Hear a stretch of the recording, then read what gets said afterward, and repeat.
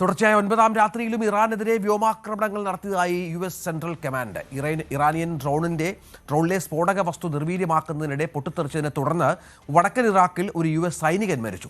നിർമ്മാണത്തിലിരിക്കുന്ന ഡാർഖോവിൻ ആണവ നിലയത്തിൽ ഒന്നിലധികം പ്രൊജക്ടൈലുകൾ പതിച്ചതായി ഇറാനിയൻ ആണവ ഏജൻസി അറിയിച്ചു.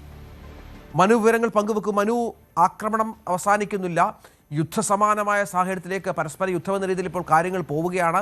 ആണവ നിലയത്തെ ആക്രമിക്കുക എന്ന് പറയുമ്പോൾ അതിൻ്റെ വ്യാപ്തി ഒട്ടും ചെറുതല്ല. ഇറാനിൽ വ്യാപകമായ നാശനഷ്ടമുണ്ടായോ?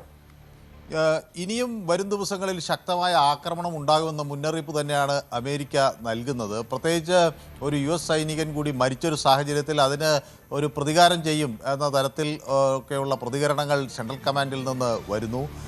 അവരോടുള്ള ഒരു അവരുടെ അഭിമാനത്തിൻ്റെ ഒരു പ്രശ്നമെന്ന നിലയിൽ അവരോടുള്ള ഒരു ആദരസൂചകമായി ഈ മരിച്ച US സൈനികരോടുള്ള ആദരസൂചകമായി ആണ് തുടർ ആക്രമണങ്ങൾ ഉണ്ടാകുക എന്ന് വ്യക്തമാകുന്നു. ഏതായാലും രഞ്ജിത്ത് ചോദിച്ചതുപോലെ ഈ 5 പ്രധാന നഗരങ്ങളിൽ നിന്നാണ്, ഇറാനിയൻ സിറ്റീസിൽ നിന്നാണ് ഇപ്പോൾ നമുക്ക് അവിടെ സ്ഫോടനം നടക്കുന്നതിൻ്റെ വിവരങ്ങൾ വരുന്നത്. തബ്രിസ് ആണ് അതിൽ ഏറ്റവും സുപ്രധാനം. അതുകൂടാതെ 2 സുപ്രധാന പോർട്ടുകളിലേക്കും ആക്രമണം നടന്നു എന്ന് പറയുന്നുണ്ട്. അപ്പോൾ ഈ US-ൻ്റെ സെൻട്രൽ കമാൻഡ് പുതിയ ഒരു പുതിയ ആക്രമണ തരംഗം അഴിച്ചുവിടുന്നു എന്ന് വ്യക്തമാക്കുകയും ചെയ്തതിന് പിന്നാലെയാണ് ഈ ശബ്ദങ്ങൾ അവിടെ നിന്ന് കേൾക്കാൻ കഴിഞ്ഞിട്ടുള്ളത്.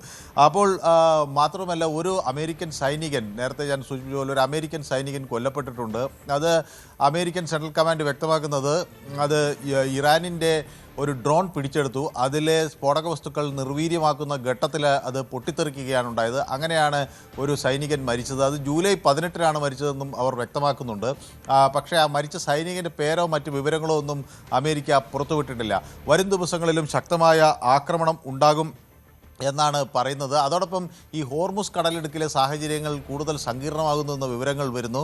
6 കപ്പലുകളെ ദിശ മാറ്റി പോകാൻ അമേരിക്ക ആവശ്യപ്പെട്ടു എന്ന് അവരുടെ സെൻട്രൽ കമാൻഡ് വ്യക്തമാക്കുന്നുണ്ട്. കാരണം ഈ കപ്പലുകൾക്ക് നേരെ ഇറാൻ്റെ ആക്രമണം ഉണ്ടായി എന്നാണ് അവർ വ്യക്തമാക്കുന്നത്. അപ്പോൾ ഹോർമുസിൽ ആ പ്രശ്നം നിലനിൽക്കുന്നു. അതോടൊപ്പം തന്നെ എണ്ണവില വർദ്ധിക്കുന്നതിൻ്റെ ഒരു സാഹചര്യം നമുക്ക് 3% ഇപ്പോൾ എണ്ണവില വർദ്ധിച്ചിരിക്കുന്നത്. $90.85 ബ്രെൻഡിൻ്റെ വില കയറിയിരിക്കുന്നത്. ക്രൂഡ് ഓയിൽ ആകട്ടെ $85.05 കയറിയിരിക്കുന്നു. ശരി, മനു ഭരതാണ് വിവരങ്ങൾ പങ്കുവച്ചത്.